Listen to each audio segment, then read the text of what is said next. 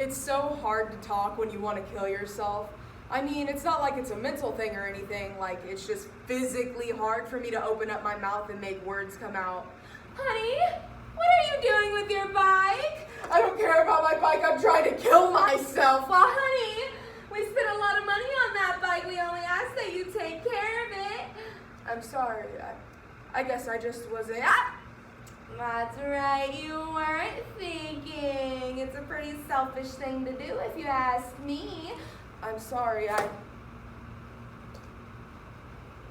When I was 8 years old, I contracted the H1N1 flu virus, which is like an extreme version of the flu.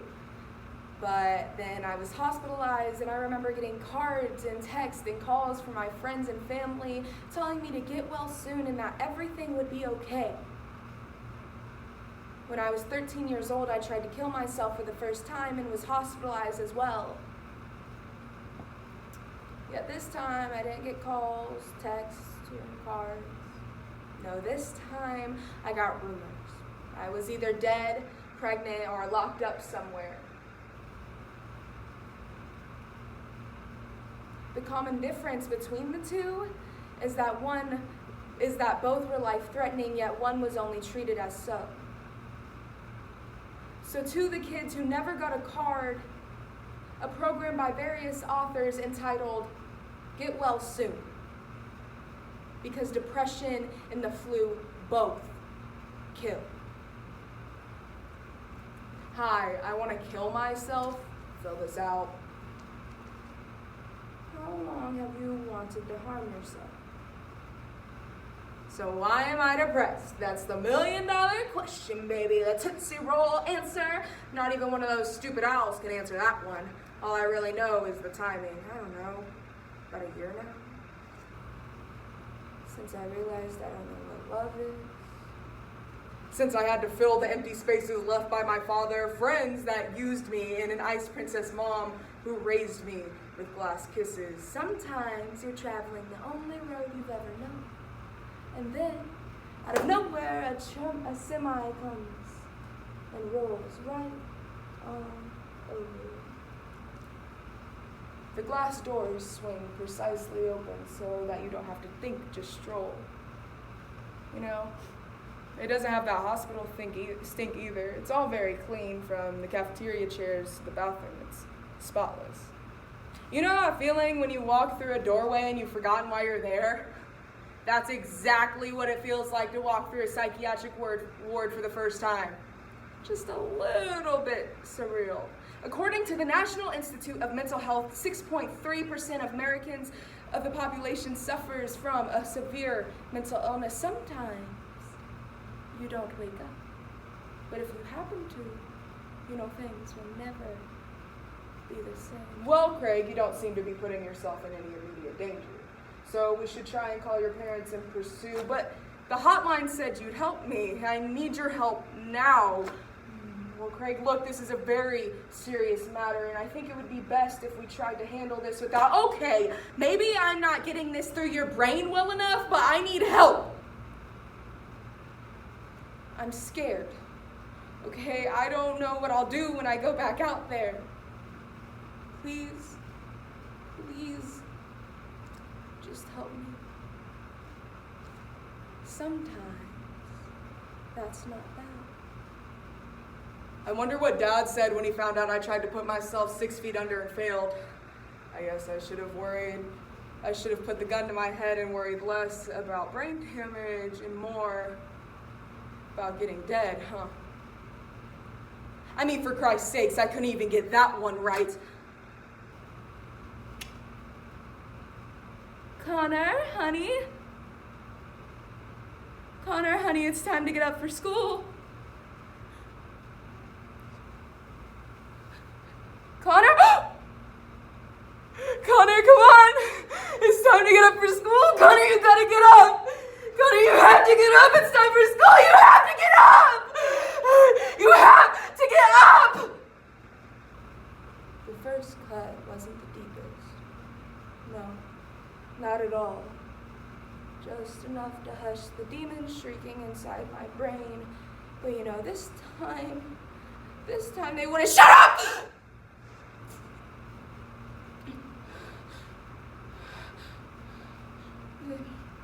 They just kept howling, like Mama did, when she was back. Sometimes lives intersect. No rhyme, no reason, except perhaps a passing similar. In some states, the number of available beds is as low as 5 to 100,000 people. Thus, many who need residential care cannot obtain it. Worse than was, the older I got, the more I resembled Mama. And the day I saw it, I gave myself the knife and asked it to bite a little harder, chew a little deeper. And I couldn't stop the blade until it reached my bone. But then my younger brother Brian found me, laying up against our grandma's porcelain tub, turning its unstained white to pink.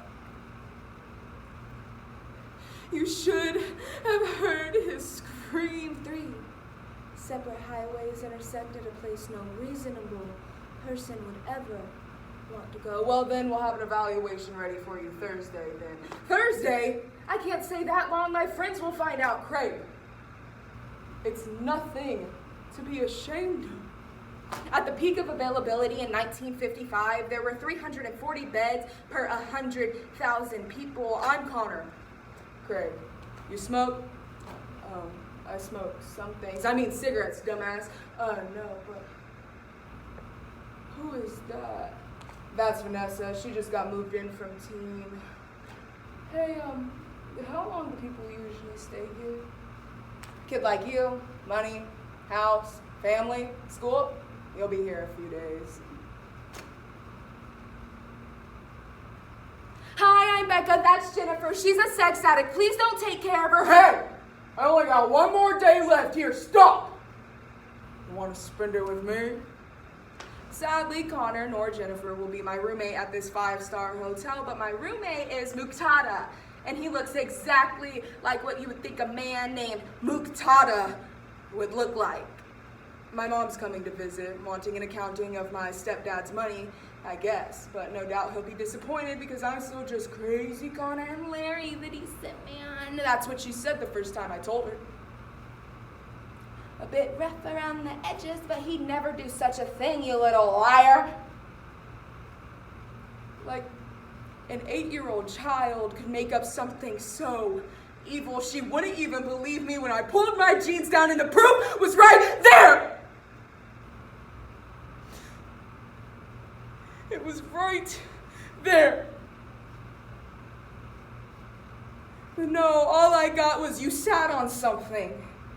That's all, or maybe you did it to yourself, you nasty, manipulative piece of...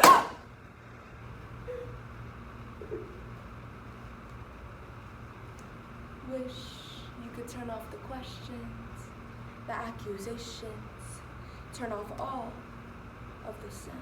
All right, that was a little bit depressing. Get it? Because that's why we're all here. Because we're depressed. Okay, tough crowd tonight, guys. Never mind. But I wish I could pinpoint when I became depressed. Because it's not like I have awful parents or an abusive partner. My life really isn't that bad at all. I just can't help but constantly think, how can I be smarter? Not smarter, but better. Not better, but happier. I didn't realize it within myself until a couple years ago. Interesting, considering I watched my mom seesaw through emotions as long as I can remember. I blamed it all on PMS. I mean, that's normal adolescent feelings, right? Well, no, not when you see your mother is a stark raving psycho. Some days Mama was fine and her hugs and kisses were as warm as a summer's day. But I mean, shit, by the time I was 10 years old, I knew to hide when Mama started talking to the air. Don't worry, Nessa. There's an angel right there, you see him? He's an angel.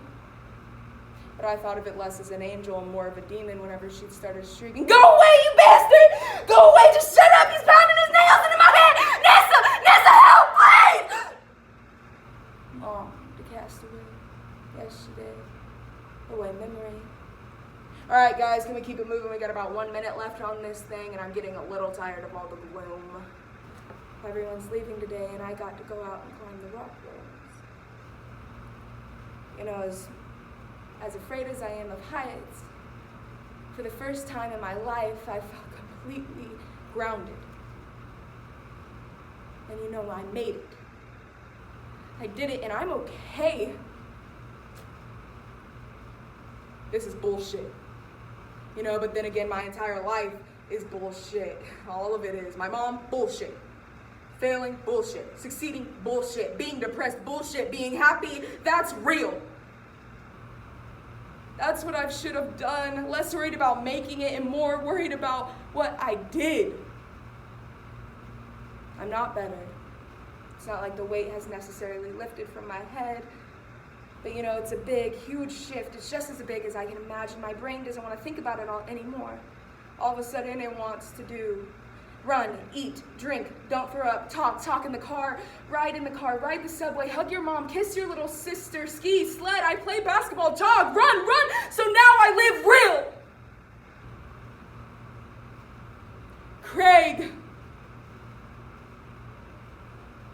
I live real.